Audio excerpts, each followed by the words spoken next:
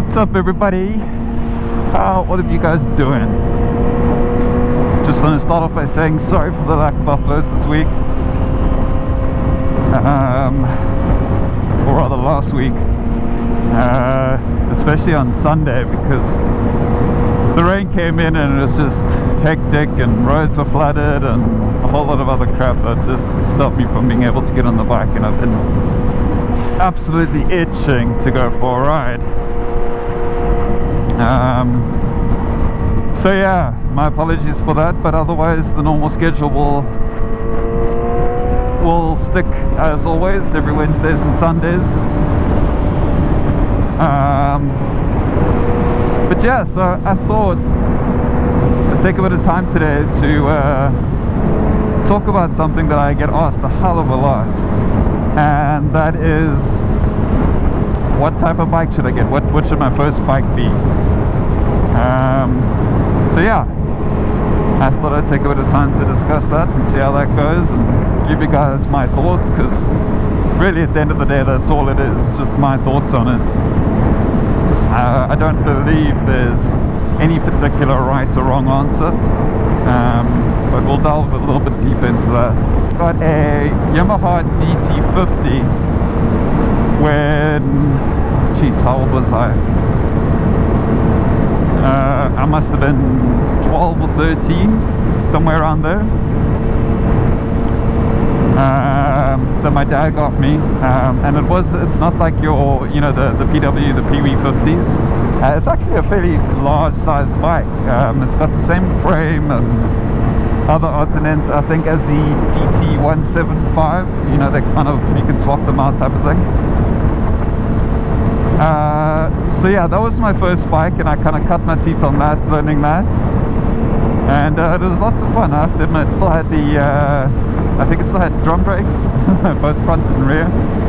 I'll try and find a picture and put it up here somewhere for you guys to take a look at it. But yeah, that was my first bike. It wasn't particularly fast, couldn't do much in sand. Learned how to ride on that. Obviously took a couple of falls here and there. But that was my first bike, and thereafter I didn't get another bike after that for quite a long time. However, I think what helped me quite a lot is for just about my whole teenage life up until like 19, 20, I was always on two wheels, and by that I mean cycling. I used to do downhill mountain biking.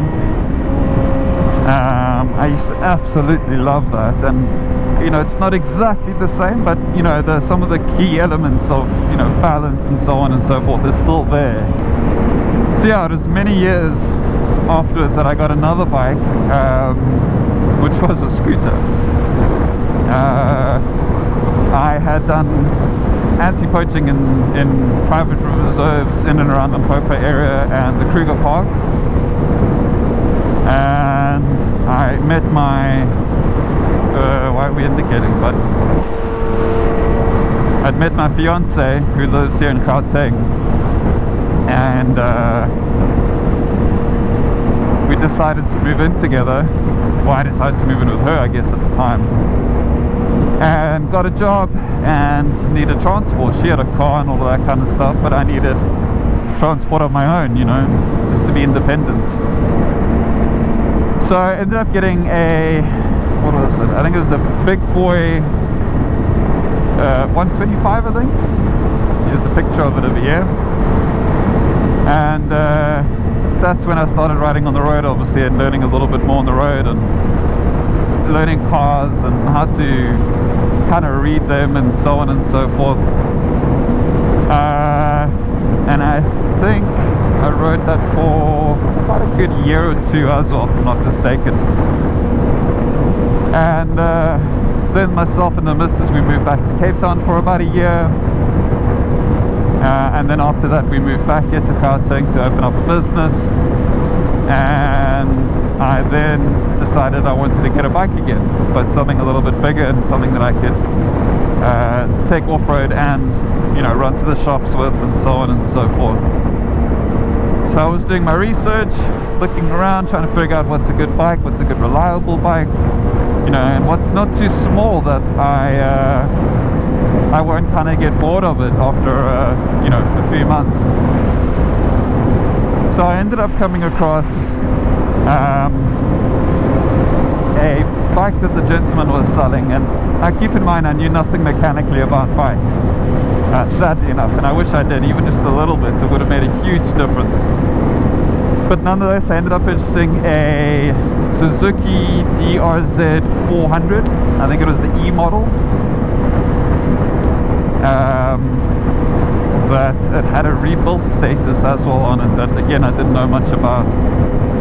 But nonetheless, it was like a little bike. It was a nice little bike. 400cc or 399 or 398cc. Single cylinder. And obviously being a lot faster. I think I topped it out at like 140, 144, something along those lines.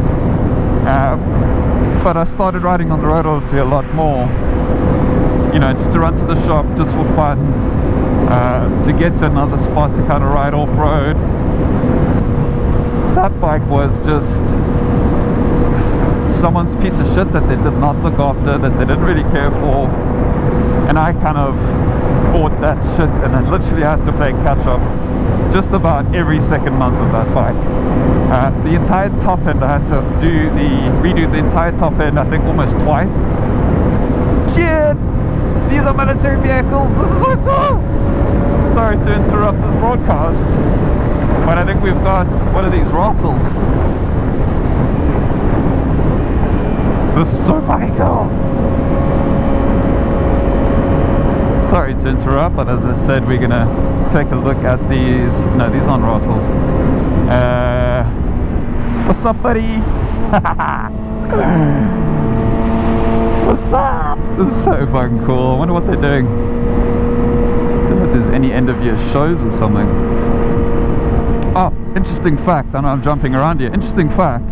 South Africa was the first country to develop the V-shaped hull for landmines at the time. What's up?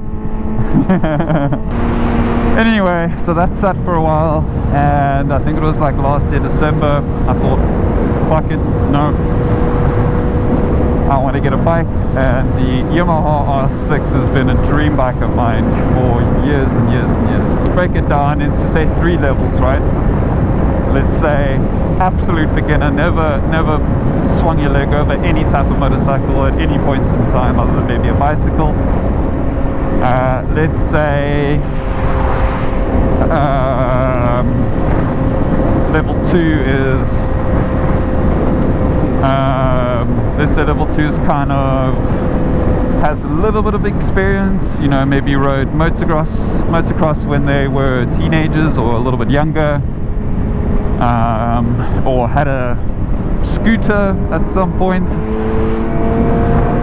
And then let's say level 3 is someone that has experience on bikes but wants to transition to a different category of bikes, and by that I mean dual sport, just off-road, on-road, that type of thing. If you're a level 1 type of person, regardless of what your age may be, I would say nothing more than a 400 I think would be a good starter. I mean, look, a 400 is still quite fast, and a lot of people say no way, it's 400 you can still do 100 and fucking whatever on it, which is true, I will not detract from that. But you must keep in mind, with all these levels and everything going forward, self-control plays a huge part. Now, under this pretense, I'm going to assume that person in level 1 and person level 2 and person level 3 have self-control. But I would say I wouldn't go further than a 400. I would probably look at a 250, because 250 is good enough for the highway, maybe cruising at 120, 130. And then obviously perfect for your city stuff, you know, robot to robot and all that kind of jazz. So under each of these levels there needs to be a bit of a subcategory, if I can put it that way, right? So what I mean by that is, if you're level 1, you've never ridden a motorcycle before, you need to ask yourself, what big bike, right, do you want in the future? Now this isn't massively important, but you know, for people that are working towards a goal, this is something that I believe is important. What big bike do you want, you know, when you've got the experience and all the money, whatever the case may be, to afford the bike that you want, and to be able to ride the bike that you want safely, whatever the case may be. And why I say that is, if you want to have a BMW S1000RR, right, but you've never ridden a bike, you just want to get the experience and you want to take it on tracks, and that's your dream bike, your goal bike, something you've loved for years, and that's something you want to work towards. It's a little pointless, in my opinion, to get a 125cc motocross bike and learn to ride that, or a scooter, for instance. Again, you will learn the necessities from it, the balance, the steering, counter steering, all those type of things. But at the end of the day, if you want a sport bike as your dream bike, your goal bike, you need to learn to ride on a bike that's similar to that has similar characteristics when you lean it over, when you apply throttle, and again, this is all just my opinion, take it however you want. If a level 1 person's dream bike is to have a ZX-10R or an R1 or whatever the case may be, I'd say look at getting something in the lines of a smaller CC sport bike. I feel like the level 2 person has minimal experience, but can do the fundamentals, like, yeah, keep the bike upright, not whack throttles, all that type of stuff. Someone that's got a little bit of experience, say, that has ridden off-road for a little bit in the past, and maybe as a teenager they had a 125 or something, then you get really great bikes. Oh, this is it here. You get really great bikes like the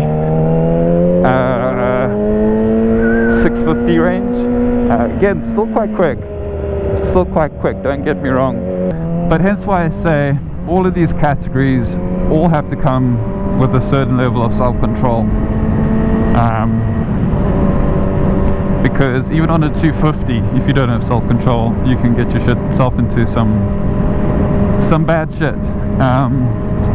But yeah, so, and again, I'm not saying bikes specifically, because at the end of the day, the bike is up to you. I personally would always stick to Japanese.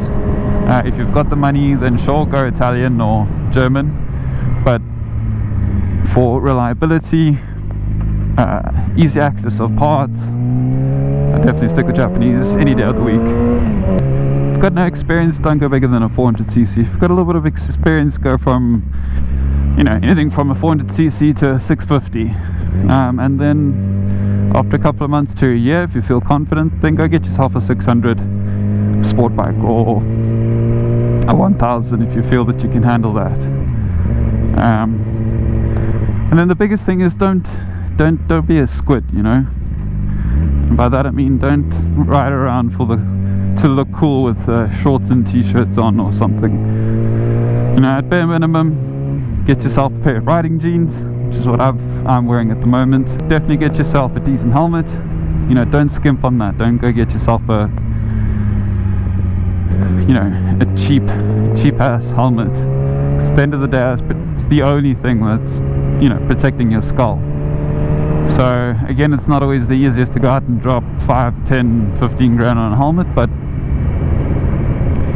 you know, if you want to kind of keep riding each day, then I definitely suggest saving or just forking out that money, because it's something you're going to have for at least 2 to 3 years, maybe 4 years. You know, it'll progress with you. I definitely say a decent pair of gloves, definitely a jacket without a doubt. Boots, whether you get boots or you get riding shoes. But again, there's certain things that you know, you shouldn't skimp on. And the right, proper, decent protective gear is definitely one of them. Because whether you're the best fucking rider on the road and you watch every single video that Dan bald fireman dude puts out, at the end of the day, shit will still happen. It's not if, it's when. And you want to be as protected as what you can be when that day does come. I hope it kind of helps a little bit. And as I said, there's no right or wrong answer really at the end of the day. Everybody can point you in the right direction, and you need to kind of take it from there. Anyway, let's enjoy the rest of this ride, and I'll see you guys in the next one. Peace.